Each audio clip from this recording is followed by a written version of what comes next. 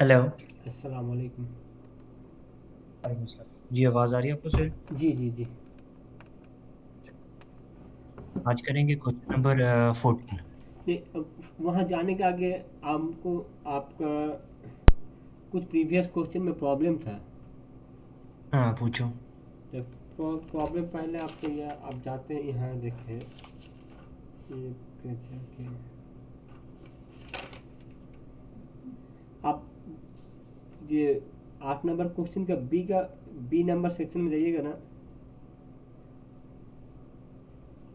एक सेकंड। 8 का बी।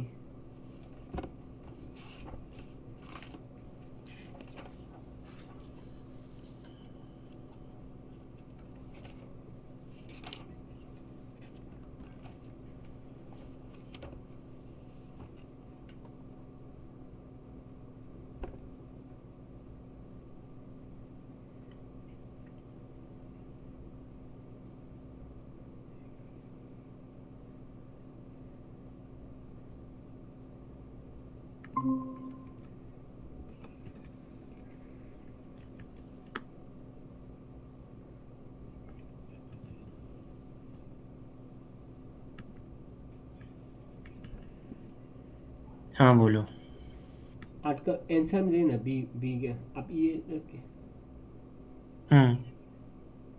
आपको जो बी का जो टैक्सेबल ट्रेडिंग प्रॉफिट आप जो कैलकुलेशन किए थे ना, हम्म। वो आप ऐसे क्यों नहीं है नवंबर 1 नवंबर से फिर 5 अप्रैल तक, ठीक है ना, वो तो टैक्स ईयर में आप ले लिए, ठीक है। फिर आप सेकेंड में ले हम्म। रहे 1 नवंबर से 31 अक्टूबर तक, ऐसा क्यों नहीं है?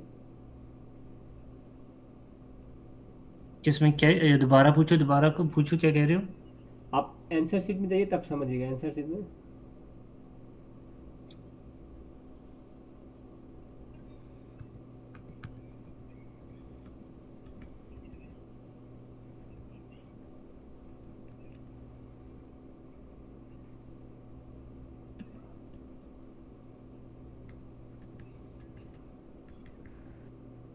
हाँ और नीचे ही थोड़ा सा, हम्म। थोड़ा सा नीचे।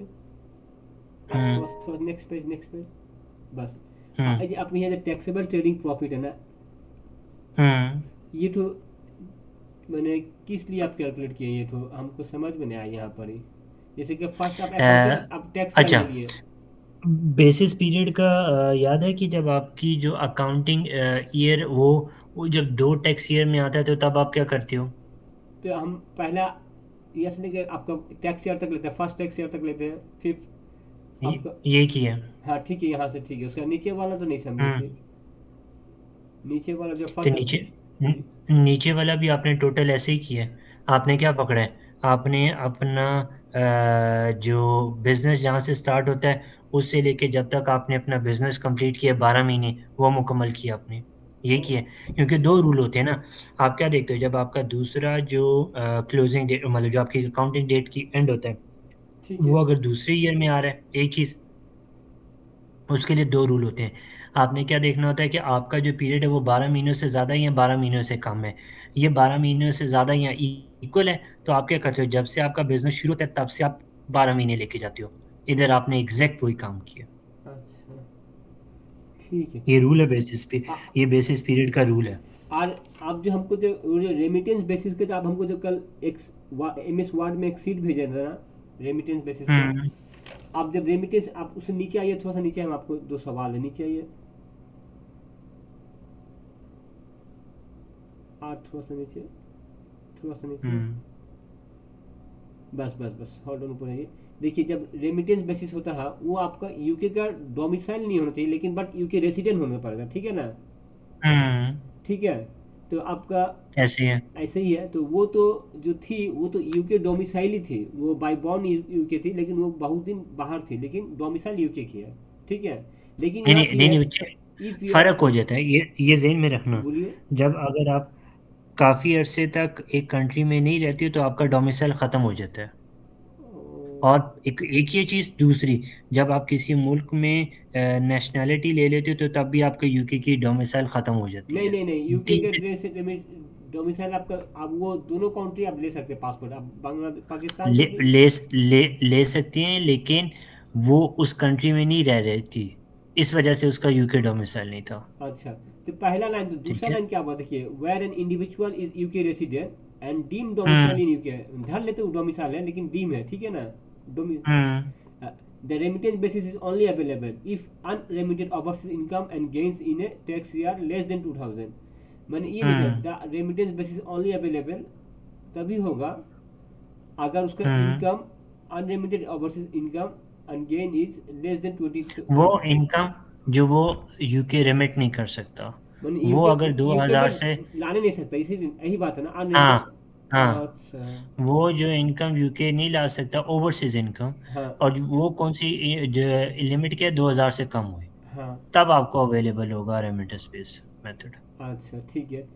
अब आपका जो सीट है उसमें कितना नंबर पेज में वो रेमिटेंस में, जैसे हम कॉर्पोरेशन टैक्स निकाले उसका कितना नंबर पेज में हो सकता है एक अंदाज? कॉरपोरेशन टैक्स नहीं है, जो दूसरा जो भेजा है ना नेशनल इंश्योरेंस जी का, जी जी जी जी जी। उसके अंदर है। उसके कितने अंदर है। वो कितने? मेरे ख्याल से मिड मिड में देखो या एंड में, मिड या एंड में होगा। अच्छा अब मुझे एग्जैक्ट पेज नंबर तो नहीं पता, लेकिन मिड या एंड के बाद देखो। अच्छा, वो पेज कितना ठीक है। जी। जो लास्ट 5-6 पेज होंगे ना, उनमें देखना। अच्छा, लास्ट 5 या 6 पेज, ठीक है ना, हम नोट करके रख रहे हैं। मिनिमम बात कर रहा हूँ, उससे पीछे भी जाके देख लेना, वो तो अब जारी बात है, खुद तुम नोट्स देखोगे तो वो तुम्हें पता है, एग्जैक्ट लग जाएगा। अच्छा दीदी, हम सार्च देते हैं रेमिटेंस।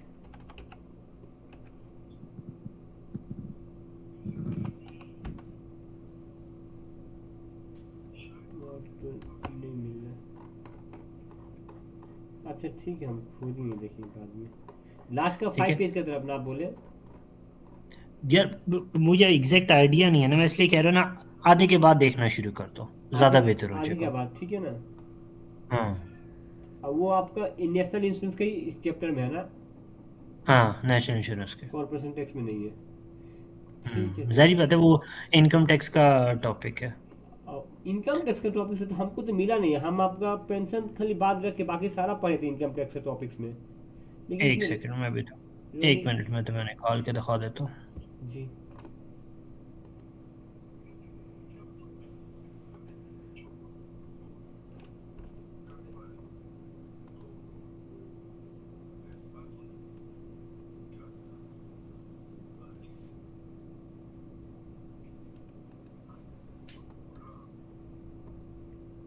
ये लो, पेज नंबर है 20। ये पेज लो, नंबर आ 20। गया। ठीक है। ये सामने है, पेज नंबर 20, अच्छा ठीक रेमिटेंस है, हम बेसिस। नोट करते, ठीक है। अहमद भाई, और बड़ा क्वेश्चन नहीं कराएंगे आप? बड़ा ही करने वाले हैं 14। 14 है, अच्छा ठीक है, थैंक यू। हम लोग बड़ा कितना करेंगे, 5 या 6? हमने किए हैं कोई 3 बड़े हमने किए दो हैं, किए हैं, आज दो। चौथा करेंगे। नहीं, हमने हाँ, 2 किए हैं भैया। 2 किए। जी। अच्छा, बाकी हमने छोटे क्योंकि कल करना था तो नहीं कर सके, क्योंकि कल तुम्हारे मेरा इंटरनेट इंटरनेट नहीं की चल रही स्पीड थी। बहुत स्लो था, समझे, उससे हाँ। चालू नहीं है, आप फेसबुक में मैसेज ही नहीं देख हाँ। सकते थे हम। हम्म। अच्छा। अच्छा, अब जी बड़े करेंगे, जी। क्योंकि लास्ट वीकेंड भी करना था, तुम लास्ट वीकेंड अवेलेबल है, क्योंकि वीकेंड पर ही हम बड़े कर सकते हैं। नहीं हम, अब हाँ, वैसे एक, ड्यूरिंग द वीक तो आप कर ही नहीं सकते, तो वैसे भी 2 हफ्ते के लिए तुमने पढ़ना था, कल हम आखिरी एक दिन पढ़ेंगे, क्योंकि मैंने छुट्टी की थी, तो उसके बाद ख़त्म। नहीं भाई, आज लेके होगा 12 क्लास। क्या हुआ है? आज लेके होगा 12 क्लास होगा आज लेके। नहीं, कल होगी आखिरी। लेकिन आप 14 क्लास का बात किए थे ना। हाँ, तो कल तुमने एक भी छुट्टी की है ना। तो ये छुट्टी आप आपके क्लास में से काट लेंगे आप? यह जारी सी बात है, क्योंकि मैं तुम्हारा इंतज़ार करता रहूँ, मैंने और स्टूडेंट भी पढ़ाने हैं, मैं तो तुम्हारे लिए पूरा डेडिकेटेड हूँ। ठीक है तब, कोई बात नहीं।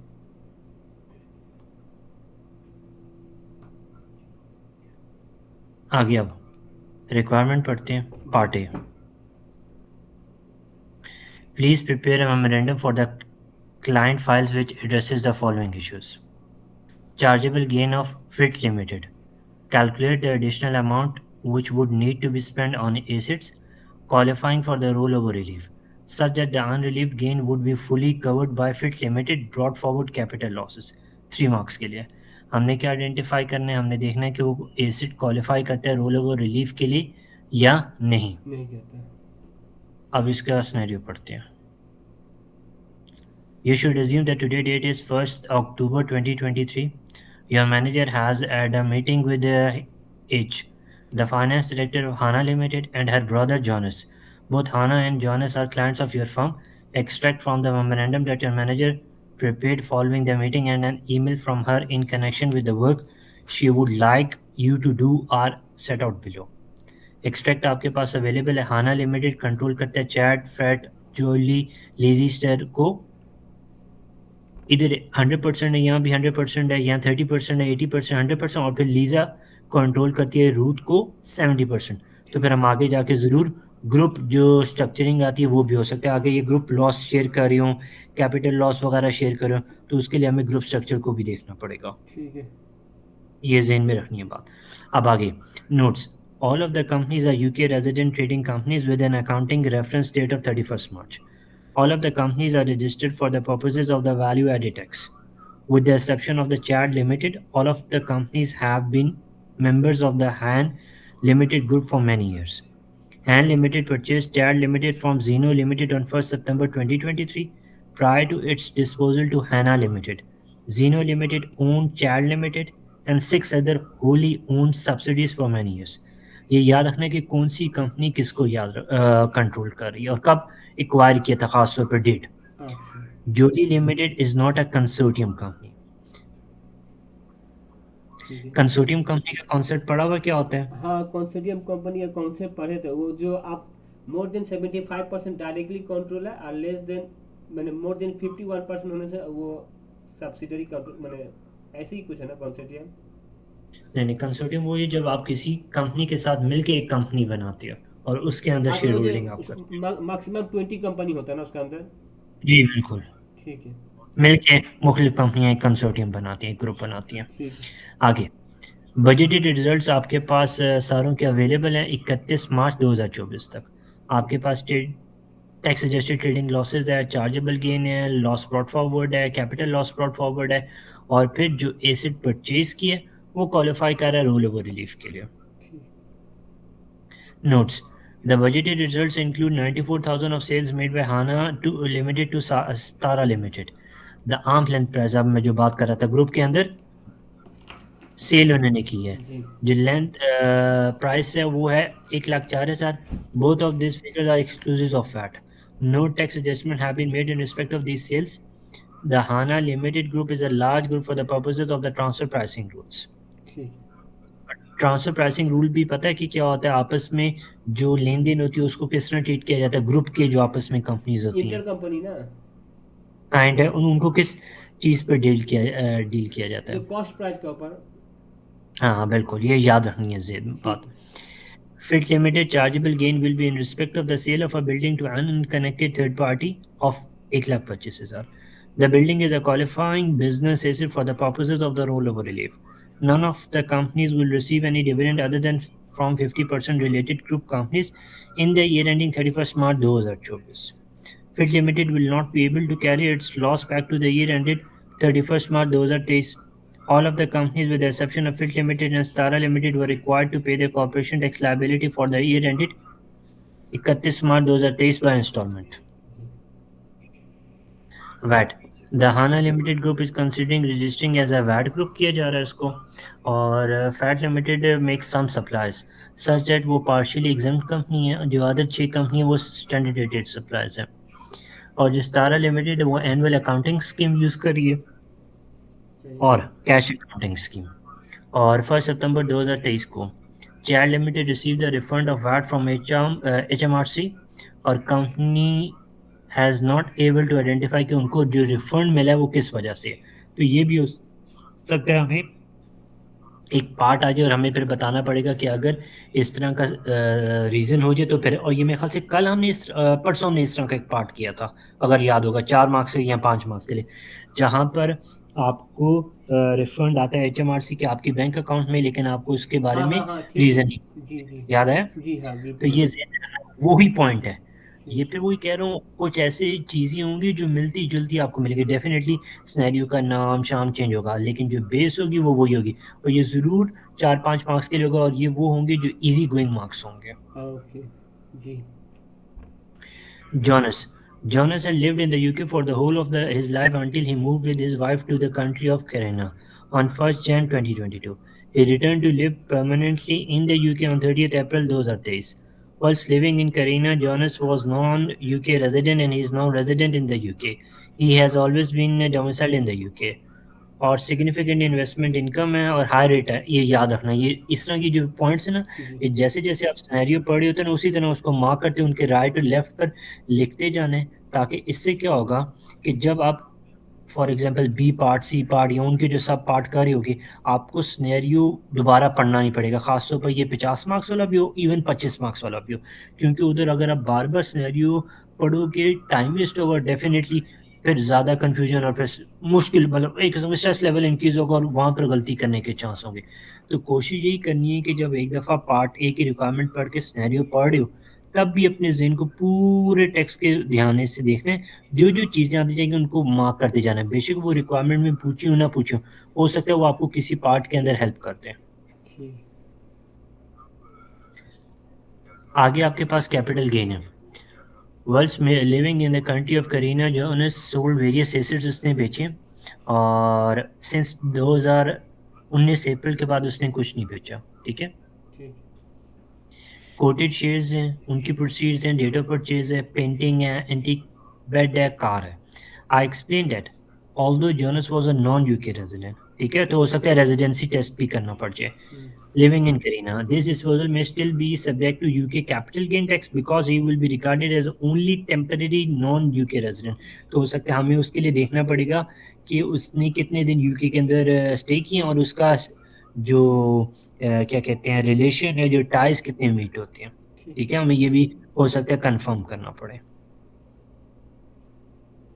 अब ठीक। इसको सॉल्व करते हैं।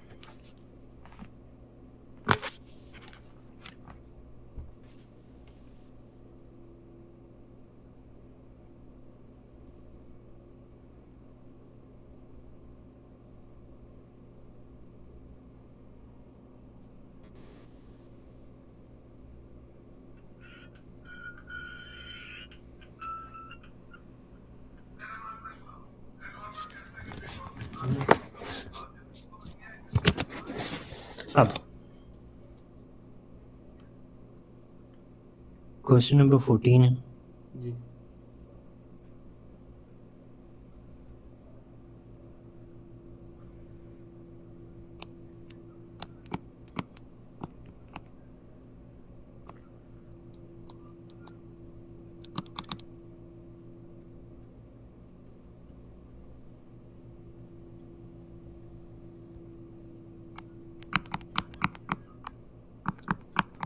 हमने क्या बताना है, चार्जेबल गेन बताना है जी। जो उसके रोल ओवर रिलीफ के लिए कर रहा है, ताकि उसके मुताबिक हम उसको आइडेंटिफाई कर सकें।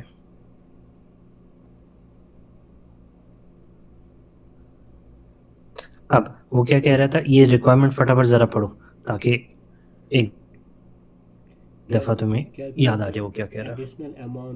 Additional amount which would need to be spend on assets. हम लोग कितना एडिशनल अमाउंट स्पेंड करेंगे एसेट के लिए qualifying for rollover relief such as unrelieved gain would be fully covered by freed limiters brought forward capital loss। वो बोला कि कितना अमाउंट हम लोग इन्वेस्ट करने से एसेट में क्वालिफाई करेगा रोल ओवर रिलीफ के लिए such that unrelieved gain would be fully covered by Freed limited brought forward capital loss. जो कैपिटल लॉस को ब्रॉट फॉरवर्ड किया जाएगा। अब देखते हैं इसकी। ये Fit limited chargeable gain will be in respect of the sale of a building to unconnected third party 1,25,000 की। ठीक है। सो सेल प्रोसीड्स आ जाएंगी आपके पास।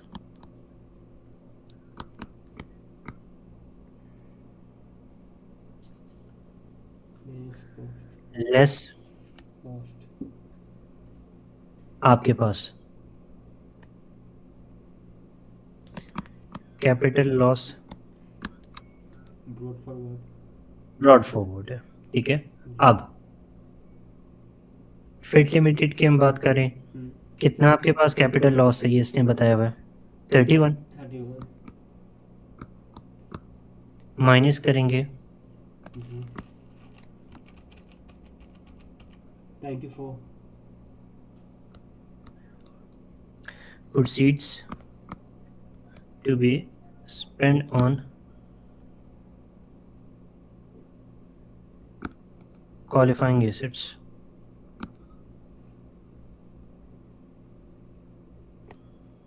अब क्वालिफाइंग एसिड हमें चाहिए जो ग्रुप ने पहले से परचेज किया हुआ है।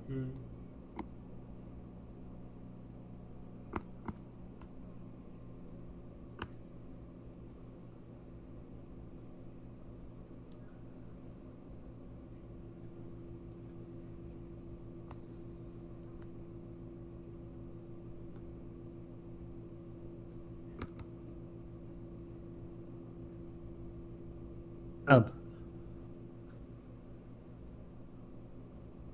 ग्रुप ने कहाँ पर क्वालिफाइंग एसिड परचेज किया हुआ है?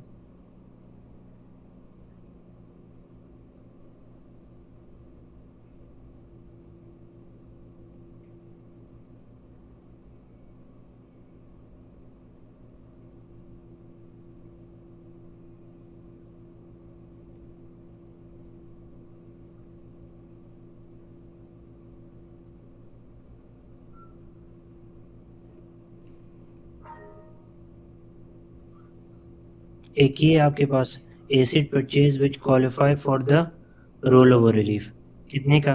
14,000 का। ठीक है, एक ये आ जाएगा आपके पास, एक 14,000 ये आ जाएगा और दूसरा किधर है? 10 है। अच्छा, अब ये 10 को अगर देखें हम, तो वो है 17 लिमिटेड में। जो 17 लिमिटेड है उसको कितने परसेंट आपने ओन किया हुआ है? 100%। ठीक है, और दूसरा कितने रूट का है? 6। रूट को कितने परसेंट एक्वायर किया हुआ? 70%। अगर इन दोनों की इनका 80 और 70 लोग कितने परसेंट आता है? 56। तो आपने जब भी ग्रुप के क्वालिफाइंग एसिड को इंक्लूड करना होता है तो किन को इंक्लूड करना है? जिनकी रेशियो या परसेंटेज जिसमें आपका 75% से ज़्यादा इंटरेस्ट होता है। तो इसका मतलब क्या है? रूट का जो 6,000 का एसिड है वो नहीं क्वालिफाई करेगा, लेकिन जो 17 का 10,000 है वो क्वालिफाई करेगा। सो 10,000 24,000 आ जाएगा, लेस करेंगे 70 बनेगा। 80 ना, और 24 सॉरी। ठीक है, सो ये आपके पास आ जाएगी additional amount to be spend on qualifying assets, जो इसने हमसे पूछा हुआ है। आपने क्या बताना है? Additional amount which would need to be spend on the asset qualifying for roll over relief. On qualifying asset for roll over relief कर लेते हैं।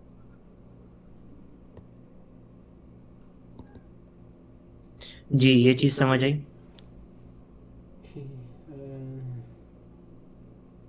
नीचे परचेज किए, ठीक है ना। परचेज करने के बाद additional spend 70,000, cell process 94।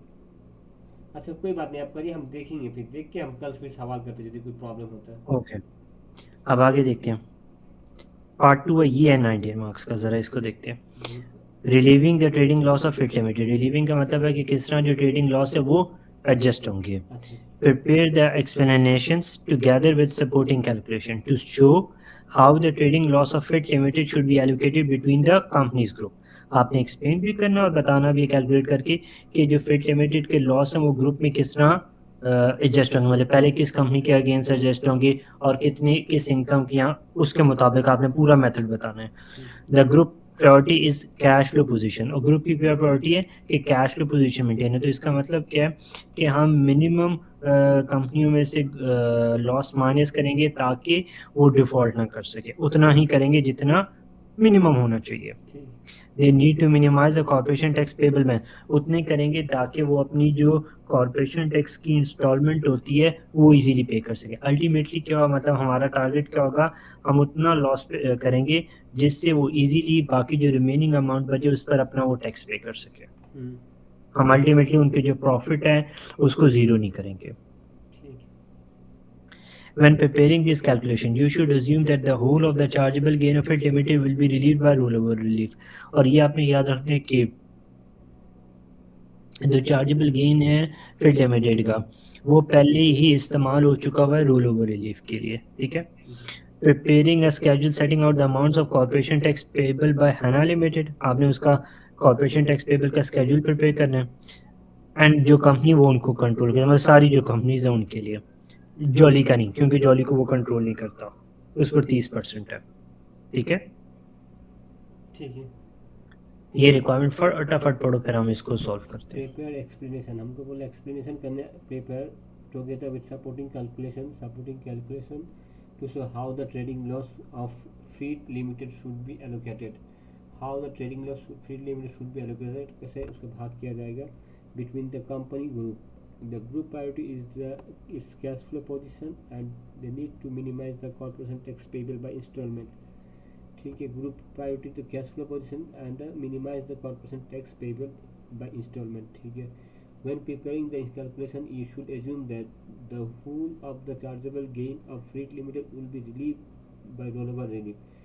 when the preparing the calculation we हमको सोचना, we should assume that the whole of the chargeable gain of freight limited will be relieved by rollover relief, जैसे रिलीव करेगा rollover relief। ठीक है, prepare schedule setting out the amount of corporation tax payable by Han Limited and the company's its control and that is not Jolly Limited in respect of the year ending 31st March 2024 together with the related payment dates।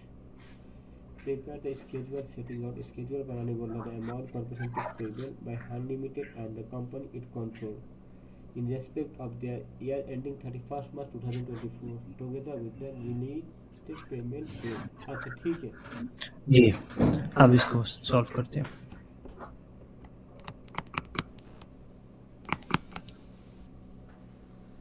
अब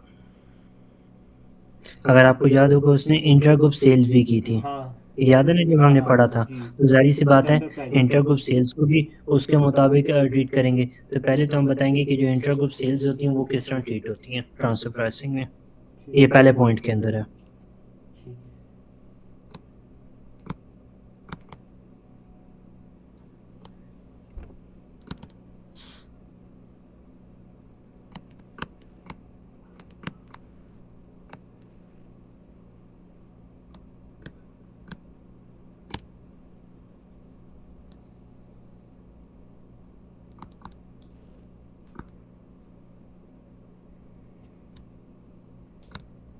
अब जो transfer pricing adjustment है वो definitely required होगी आपको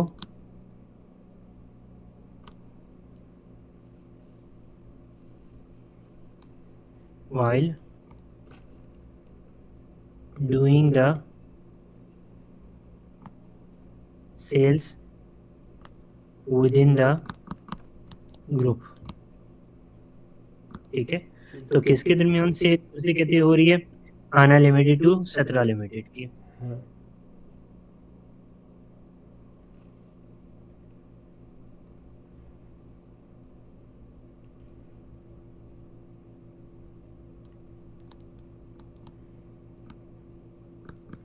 ये याद रखना है आपने कि जाहिर बात है जो उनकी होगी उसके मुताबिक उसको वो ट्रीट करेंगे। और एक और जो सबसे इम्पोर्टेंट चीज़ है, ये इम्पोर्टेंट याद रखनी है कि हाना लिमिटेड सित्रा को कंट्रोल करे 100%, हाँ हाँ जी राइट। ठीक है, ये सबसे इम्पोर्टेंट चीज़ है। तो इसका मतलब ये है कि जो ट्रांसफर प्राइसिंग के रूल हैं वो पूरी पर्पज मतलब पूरे लार्ज स्केल पर अप्लाई होंगे, फुल फ्लेज अप्लाई होंगे। ठीक।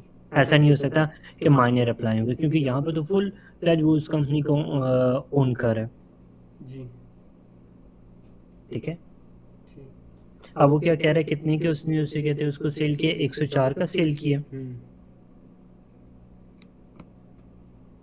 और उसकी जो बजटेड थी वो कितनी है, 10,000 है, 10,000 हाँ।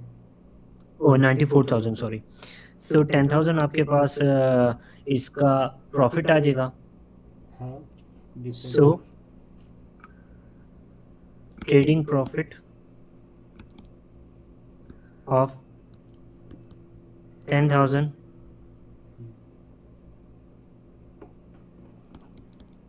will increase for Ahaan limited. जाहिर सी बात है, आहान लिमिटेड के जो ट्रेडिंग प्रॉफिट है वो 10,000 से इंक्रीज कर जाएंगे।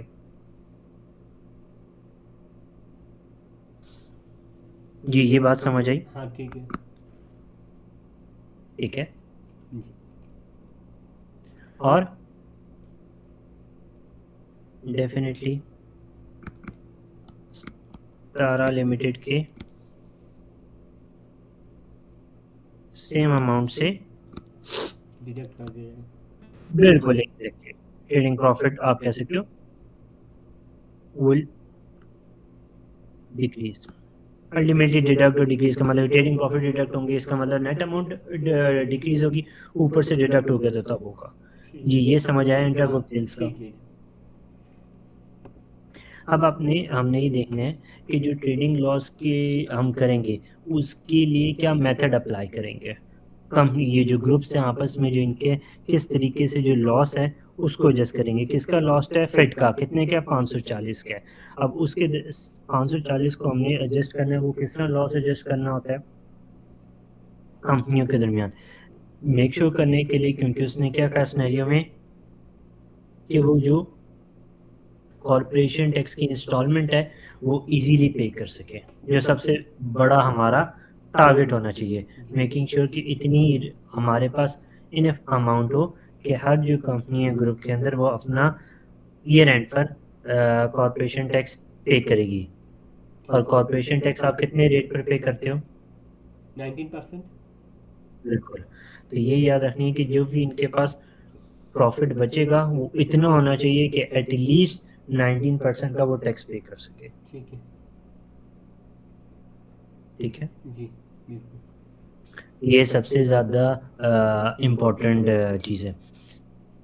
और एक और जो सबसे ज़्यादा इम्पोर्टेंट चीज़ है जो ग्रुप के दरमियान देखी जाती है वो क्या है कि जैसे अगर याद होगा हमने छोटे जो क्वेश्चन किए तो उसमें भी देखा था ग्रुप की ख़ास तौर पर कि अगर कोई भी कंपनी को आप 51% से मतलब 75% से कम कंट्रोल करते हो और वो 51% पर आता है, हाँ तो फिर हम उनकी जो लॉसेज हैं उनको क्या करते हैं, उनको एडजस्ट कर देते हैं और उनके मुताबिक उसकी ट्रीटमेंट करते हैं। हाँ।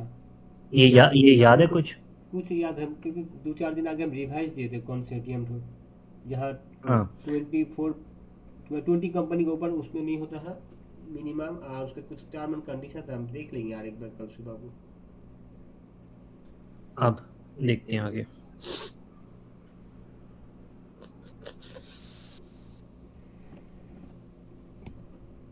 Allocation of trading loss.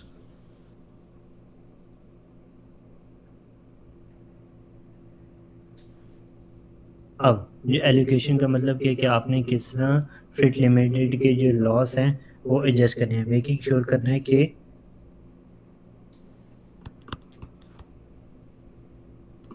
making sure that each company can easily pay its corporation tax installments। जी ये चीज़ समझ आई। ठीक है। ये जो उन्होंने हमें कहा था कि आपने मेक श्योर करना है कि वो अपने जो कॉरपोरेशन टैक्स की इंस्टॉलमेंट्स हैं वो इजीली पे कर सके। जी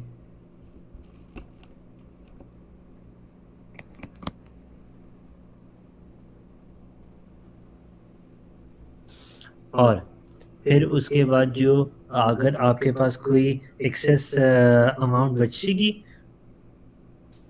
हाँ। और फिर remaining amount will be share with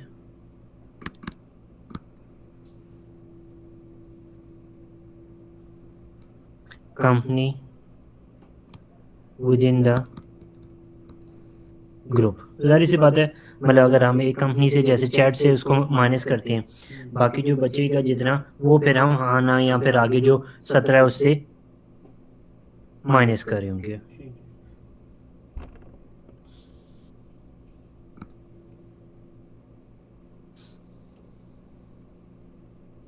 अब ये ज़हन में रखने हैं कि जो आपकी पेमेंट बाय इंस्टॉलमेंट्स है, जी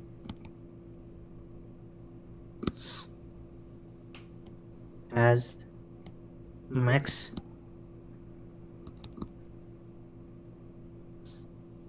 लिमिट ऑफ 300,000 अंडर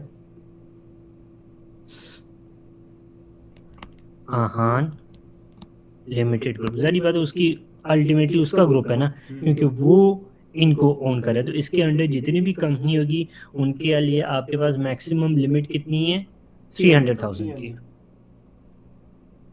ये रूल है, अच्छा।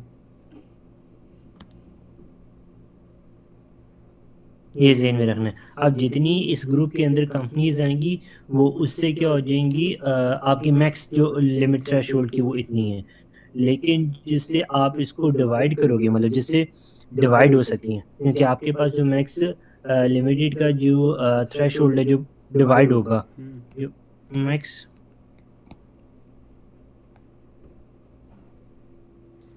होल्ड ऑफ 1500,000 है।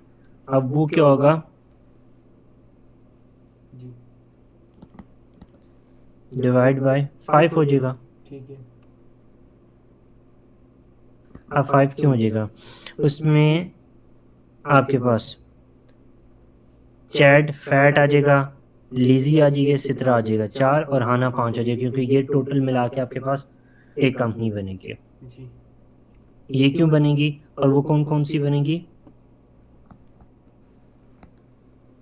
आहान लिमिटेड, चैड, फ्रेट, 17। जी बिल्कुल, और लीजा भी आएगी, क्योंकि 51% से ज़्यादा होल्डिंग है ना। लीजा तो 80% ही है ना। रूथ। ओन की बात कर रहा हूँ, अच्छा एक ठीक। सेकंड, एक और भी लीजा, लीज है। हाँ ठीक है,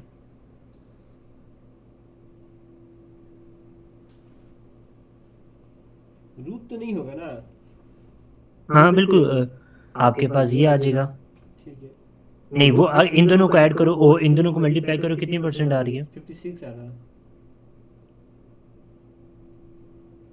हाँ तो ठीक है ना, क्योंकि आपने, डायरेक्टली मोर देन 75%, इनडायरेक्टली 50% हाँ प्लस, ठीक है ना, ही रूल्स है तो। हाँ बिल्कुल, तो ठीक ये है। आपके पास क्या आ जाएगा, रूथ, और एंड कर लेते हैं सिता।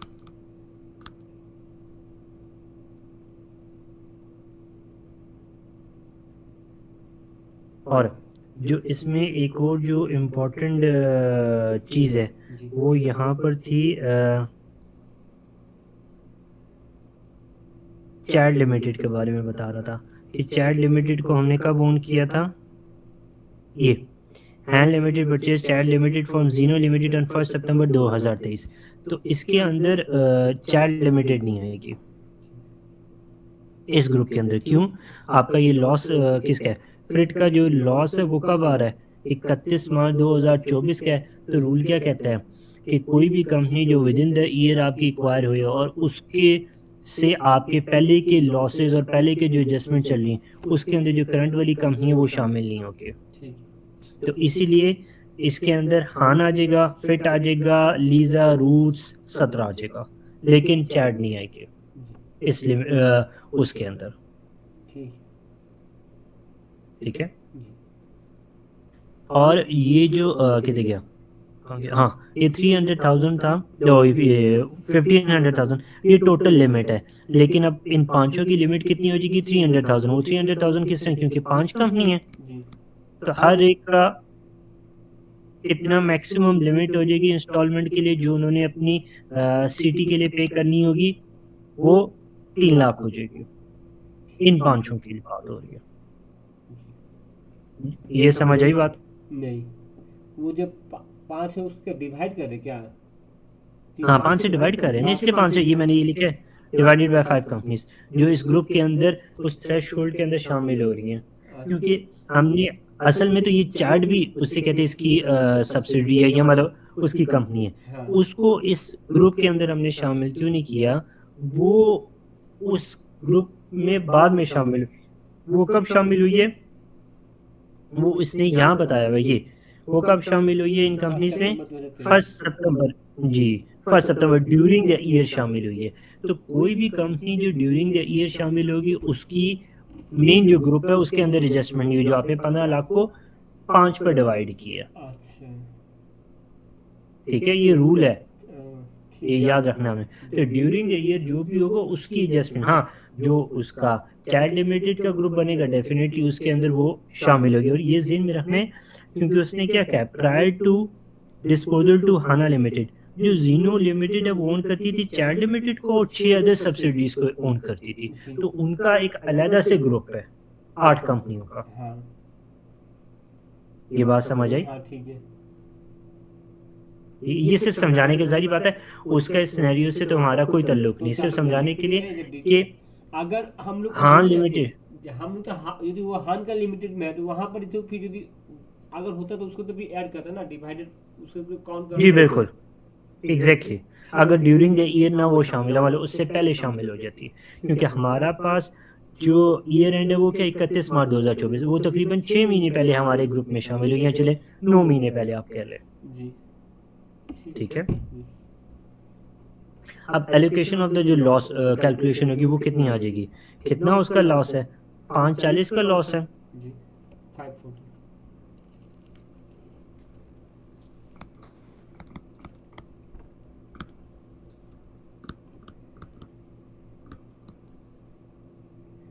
जाहिर सी बात, अब आप क्या करोगे, इन लॉसेस को एडजस्ट करोगे, इन लॉसेस को किसके एडजस्ट आप करोगे?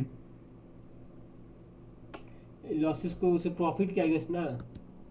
जी बिल्कुल, एडजस्टेड टू। सो सबसे पहले अगर हम फॉर एग्जांपल लीजा के अगेंस्ट करें, जी। क्योंकि हाना के अगेंस्ट तो कर नहीं सकते क्योंकि उसके पास पहले कितनी प्रॉफिट है, 180, और उसकी लिमिट कितनी है, 3 लाख की। तो इसमें से लॉस एडजस्ट हो सकता है? नहीं। नहीं हो सकता। ठीक हो क्या? चैट तो वैसे ही गया। जी। फिर उसके बाद अच्छा, फिर चैट को भी देखेंगे, लेकिन सबसे पहले देखते हैं इसको लीजे को। जोली को इसलिए नहीं देखें क्योंकि जोली आपके पास कितने परसेंट है, 30% है। 30%। हाँ। ठीक है, सच सब फिर आ जाएगा लीजी। अब उसका कितना आपके पास है, 375 है। जी। इसमें से आपने जो लिमिट है वो माइनस करनी है, तो 75,000 लॉस एडजस्ट होगा। ठीक हो गया? उसके बाद 17 से भी नहीं हो सकता क्योंकि 3 लाख लिमिट है। रूथ से बाद में देखते हैं। अब बचा चैड और रूथ। पहले चैड को देखते हैं, चैड का कितने है, 675,000 का प्रॉफिट है। जी। लेकिन ये ज़हन में रखना, चैड हमारे ग्रुप के अंदर कब आया है, 1 सितंबर को, जी। जो सबसे ज़्यादा इम्पोर्टेंट है। ठीक। ठीक फर्स्ट है, सितंबर जो 2023। सब, जी, ये ज़हन में रखना है कि वो हमारे ग्रुप के अंदर कब आया, वो हमारे ग्रुप के अंदर आया है बीच में। 1 सितंबर 2023 को, मतलब तक 6 महीने या 7 महीने जितने भी महीने बनते हैं उस ग्रुप के अंदर वो हमारे पास आया। जी। तो अगर फॉर एग्जांपल हम चाइल्ड लिमिटेड को पकड़ते हैं और उसकी ना यहाँ वर्किंग कर लेते हैं इसके एग्जैक्ट सामने। अब हमारे पास, क्योंकि लॉस हमने उसका लेना है 540, हम्म। और ये कितने महीने का हमारे पास है, सितंबर से मार्च, जी। 7 महीने बनते हैं। हाँ। तो कितना हम इसका जो लॉस है इधर एडजस्ट कर सकते हैं? 315। बिल्कुल। अब ये कितना आ जाएगा? 315।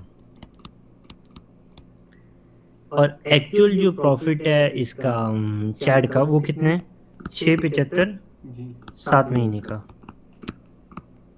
फिर मैं आपको बताता हूँ मैं करते क्या हैं जब हम 394। 394,000 ले लेते हैं। ओके। अच्छा, अब ये ज़हन में रखना है, कोई भी कंपनी जो उस ग्रुप की मेंबर बनती है और वो ड्यूरिंग द ईयर आती है, पूरे 12 महीनों के लिए नहीं, तो उसके लॉस को एडजस्ट करने के लिए आप लोअर ऑफ लेते हो। और लोअर ऑफ ये लोगे, एक जो एक्चुअल कंपनी का लॉस है जितने मंथ्स के लिए वो अमाउंट, और जो असल कंपनी है जिसका आपने प्रॉफिट एडजस्ट करना है उसको मंथ्स में कन्वर्ट किया, तो इन दोनों में से जो लोअर ऑफ होगा वो उतना चैड किया लॉस यहाँ से एडजस्ट होगा। वो कितना एडजस्ट होगा? 315। ठीक। अब आप देखो फिट लिमिटेड का बाकी जो लॉस रहता है वो कितना रहता है, जो हम इसके लॉस के अगेंस्ट हैना के अगेंस्ट एडजस्ट कर सकते हैं जी अगर करना हुआ तो, बचेगा तो। 75,000 माइनस 315 150। ठीक हो गया? जी 150 150,000 आपके पास आ माइनस। गया। अब हमारे पास दो कंपनियां बची हैं। अब दो कंपनियां हमारे पास जो बची हैं, एक क्या है? वो क्या है? एक क्या हाना हाना लिमिटेड है। जी उसके अगेंस्ट ये एडजस्ट हो सकता है 150 इजीली। जी ठीक है।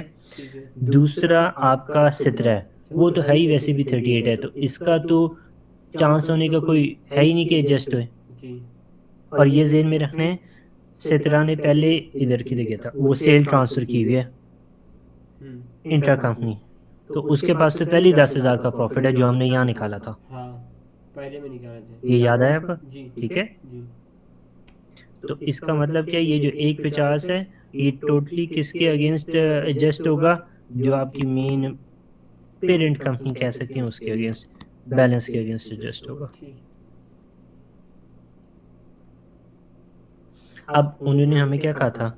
उन्होंने एक और जो रिक्वायरमेंट हमसे कही थी कि आपने कॉरपोरेशन टैक्स स्केड्यूल बनाना है सारी कंपनीज का, हाँ कि ईयर एंड पर उनके कितने प्रॉफिट हैं और कितना ये लॉस एडजस्ट करने के बाद, टैक्स पे करने के बाद अमाउंट आती है। ठीक।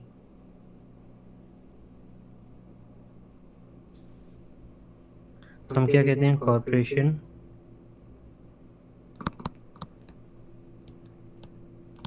Tax liabilities for the group ले लेते हैं। ठीक है।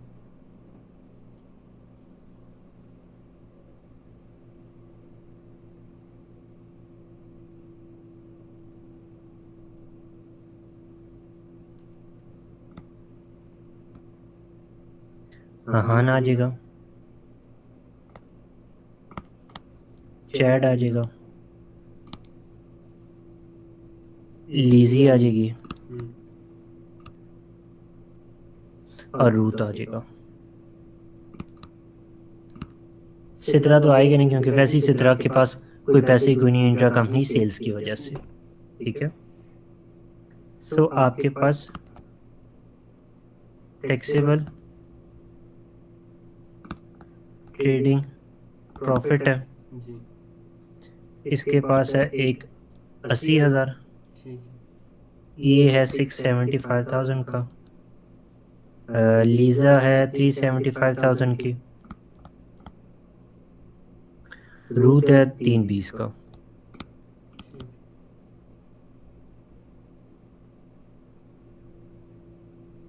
अब ये याद आपको होगा कि हमने ट्रांसफर प्राइसिंग की तो हमने क्या कहा था, वो उसके प्रॉफिट में ऐड होगा। जी कितना कहा था? 10,000। 10,000। ठीक हो गया। जी अब ग्रुप रिलीफ जो हमने लॉस की बात की है कि कितना एडजस्ट होना चाहिए, जी वो हमने ऊपर ये बात की है। ठीक 150 इसका एडजस्ट होना चाहिए, चैड में से 315 होना चाहिए जस्ट, लीज़ा में से 75,000 होना चाहिए, ठीक है और रूट में से कोई नहीं होगा। सो यहाँ 3 लाख आ जाएगा, यहाँ 320 आ जाएगा, यहाँ 81, 10, 90, 15, ठीक 1.5 लाख है, 40 आ गया। ठीक और यहाँ कितना आ जाएगा,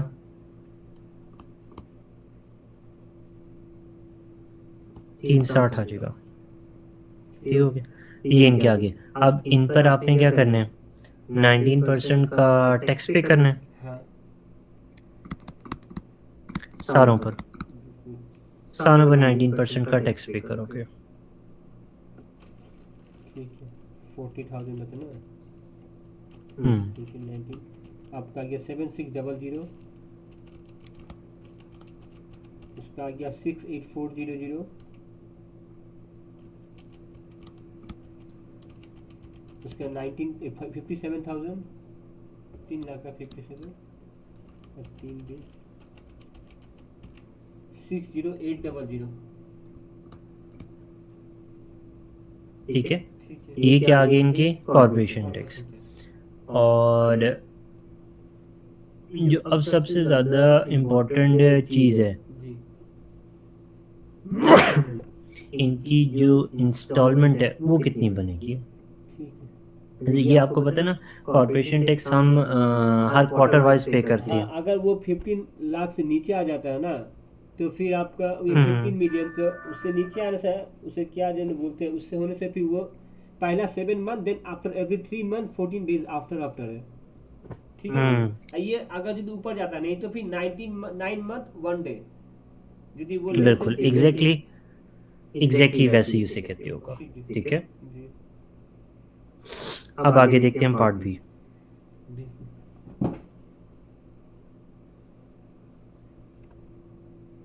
5 मार्क्स के लिए। Group registration for the purposes of the VAT. आपने वैट के लिए ग्रुप पर्पसेज बताने के लिए, अगर एक ग्रुप वैट के लिए रजिस्टर होता है जी तो क्या बेनिफिट होते हैं। By reference to the specific information in my memorandum only set out the matters which will need to be considered when deciding which of the companies should be included in a group registration registration.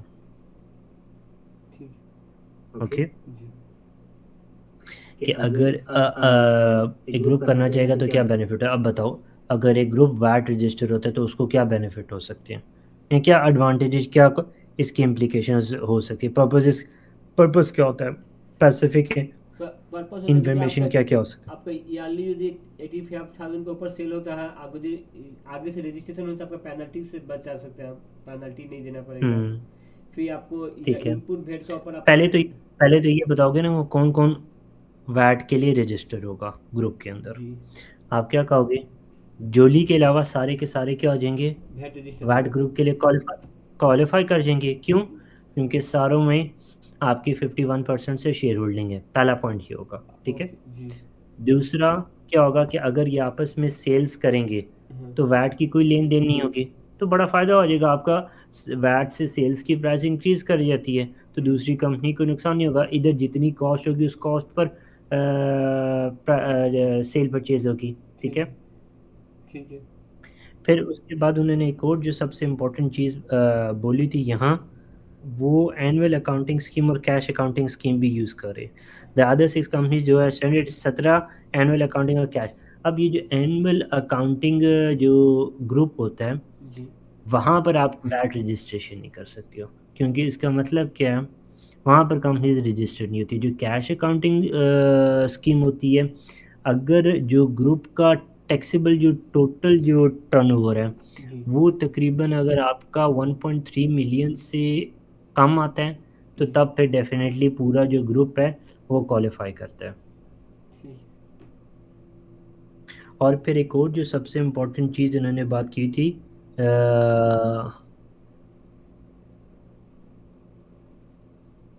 हाँ, फिर जो एक और जो सबसे important चीज़ है, क्योंकि अगर कोई पार्शियली एग्जेम्प्ट कंपनी है तो उसको भी देखना पड़ेगा। और फिर जैसे आप वो बात कर रहे थे उसकी वैट सबमिट करने के लिए, वो भी बहुत इंपॉर्टेंट है कि अगर एक ग्रुप होगा तो एक वैट सबमिट होगा साल का या क्वार्टर का। जी। ठीक है, हर एक को अलग-अलग वैट की वर्किंग और सारे जो डॉक्यूमेंट्स और वो हाँ, सारी चीज़ें नहीं वो करनी आपका पड़ेगी। एक्सपेंस, एडमिन एक्सपेंस बच जाएगा, ठीक है ना? बिल्कुल, एग्ज़ैक्टली, टाइम भी बिल्कुल। सेव हो जाएगा। टाइम बचेगा, इनपुट वगैरह बेहतर हो जाएगी, पेनल्टी का रिस्क कैलकुलेशन भी कम ज़्यादा जाएगा। बेहतर जी, भूल कैलकुलेशन बेहतर हो जाएगी, मतलब चीज़ें ज़्यादा बेहतर तरीके से ग्रुप लेवल पर मैनेज होगी रादर देन कि हर इंडिविजुअल कंपनी अपनी-अपनी क्वार्टर वाइज़ या एनुअल वाइज़ वैट रिटर्न जमा करा रहा है। ठीक है, ठीक। ये समझ आया? हाँ, बिल्कुल।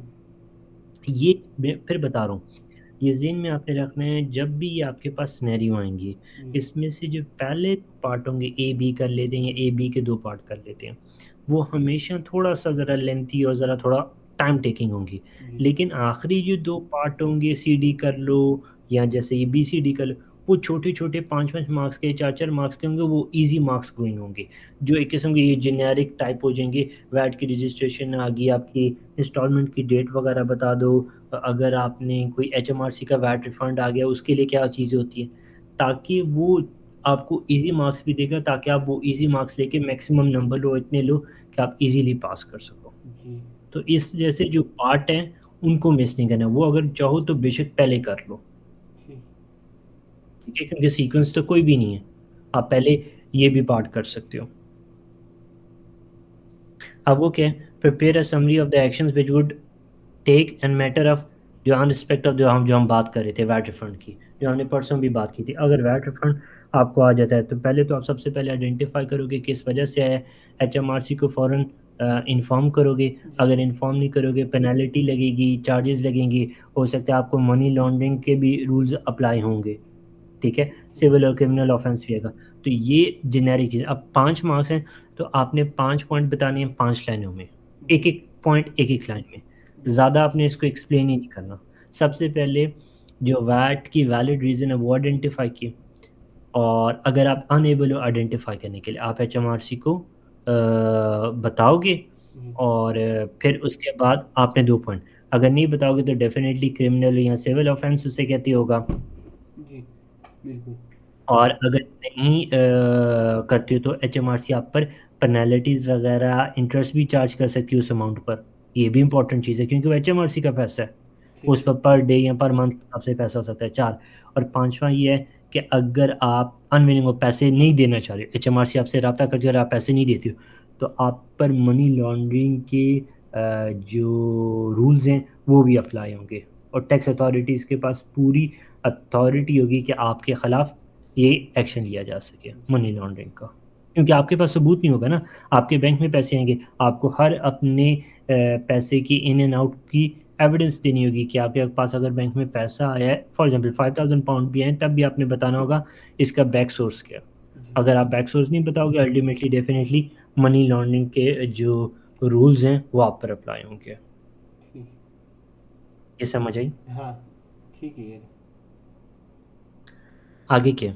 इन respect for my next meeting with Jonas, please prepare notes covering the following capital gain tax 8 marks के लिए। अब वो क्या है? Explain is the supporting ji. calculation of UK capital gain Any tax explanation liability. with supporting calculation of the UK capital gain tax liability in respect of the disposal made by Joanna living in Canada, और आपकी explain precise होनी चाहिए, जो temporary non resident जो हमने बात की थी, याद है कि इधर रेज़िडेंसी का भी उसे कहते होगा। अब यहाँ नॉन रेज़िडेंसी का भी आपका आ गया। अब पहले आप बताओगे कि वो वाक़ई ही नॉन रे यूके रेज़िडेंट है या नहीं। उसके लिए क्या होता है, कि आपका टेम्परेरी नॉन यूके रेज़िडेंट क्या होगा, अगर आप यूके से 5 साल के लिए एब्सेंट हो, तब हो जाएगा। और अगर आपने आखिरी 7 सालों में से 4 साल यूके के अंदर गुज़ारे होंगे, तब आप as a temporary non UK resident consider किए Consider जाओगे। करेंगे। ये कंडीशंस हैं। ठीक है। और फिर जो कैपिटल गेन टैक्स है वो डेफ़िनेटली अप्लाई होंगे। हाँ, अगर आपने कोई ओवरसीज़ की है तो at the time of departure देखा जाएगा कि आपने कैसे उसको सेल आउट किया। जो मैंने नोट्स आपको भेजे ना नेशनल इंश्योरेंस कंट्रीब्यूशन जी, के, जी, जी। उसके अराइज़िंग या क्या कहते हैं, ये रेमिटेंस बेस्ड टॉपिक के बाद ना ये टॉपिक है, उसको ज़रूर गो थ्रू कर लेना, ये ओवरसीज़ रेज़िडेंट का। अच्छा, ठीक। इंडिविजुअल का भी है, और वो डेफिनेटली कॉरपोरेशन में भी होगा और मैं है कॉरपोरेशन के एंड में भी होगा ज़रूर। एक इंडिविजुअल का है, और अब जैसे ये सिनेरियो है इसके अंदर कंपनी की बात की गई है, मतलब फॉर एग्जांपल इंडिविजुअल की उससे बात की गई है। हो सकता है कोई कंपनी से, मतलब अगर कंपनी ओन करती है, वो याद है ना हमने पढ़ा था कंट्रोल फॉरेन कंपनी, हाँ हाँ जिसमें हाँ, देखा सेम जाता है सेम। जहाँ पर, तो ये इस तरह की चीज़ें ये बहुत इंपॉर्टेंट है। जो अच्छा। रेजिडेंसी मतलब एक उसकी शनाख्त से जानी जाती है कि यार वाकई ही वो यूके रेजिडेंट कंपनी है, यूके रेजिडेंट इंडिविजुअल होगा। जैसे इस केस में यूके रेजिडेंट इंडिविजुअल है, तो जो वो सीजीटी अराइज करेगा, जैसे वो यहाँ पर सेल आउट कर रहे हैं, जी। ये चीज़ें, तो यार ये सारी देखी जाएंगी वन बाय वन, कि यार जानने से पहले वो ओन कर रहा था, जब उसने बेचा उस टाइम वो किधर था। अब पहला जैसे उसने कोटेड शेयर्स 2019 में बेचे, तब देखा जाएगा वो यूके के अंदर था या यूके से बाहर था। हाँ। ठीक है, जी। फिर उसके मुताबिक उसका सीजीटी लगेगा। पेंटिंग का भी ऐसे देखा जाएगा, इंटीक बेड का भी ऐसे देखा जाएगा। अब इंटीक भी बेड भी देखा जाएगा, फिर इसी तरह कार भी देखी जाएगी अगर कार इस तरह सेल होगी तो। ये जेन में आपने बात रखनी है। ठीक है। ये चीज़ समझ आई, मैं दोबारा बताऊँ? नहीं नहीं, ठीक है, ये नहीं लगे हम ठीक है, देखेंगे, हम देखिए, ये हम ये भी कल यदि कोई ये प्रॉब्लम होता है हम आपसे हाँ, पूछेंगे। ये जो मैंने वो नोट्स भेजे हैं उसके एंड पर ही कॉर्पोरेशन टैक्स की बिल्कुल आप कह सकते हैं मिड के बाद से ये टॉपिक ज़रूर शुरू हो रहा होगा, ये ज़रूर देखनी है।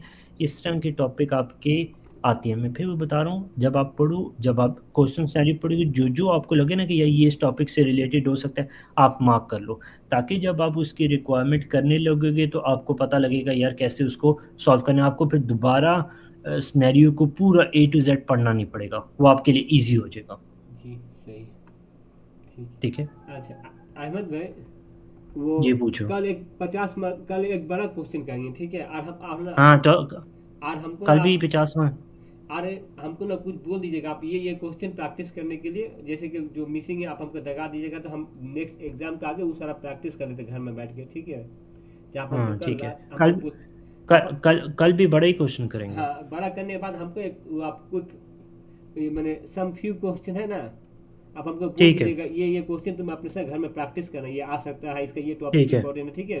ठीक क्वेश्चन हो नंबर गया, बोल ठीक दीजिएगा है, तो हम नोट करके रखेंगे, तो हम घर में फिर प्रैक्टिस करते, तो ठीक हो गया, ठीक है। ठीक है, थैंक यू है। Okay, okay. अल्लाह हाफ़िज़।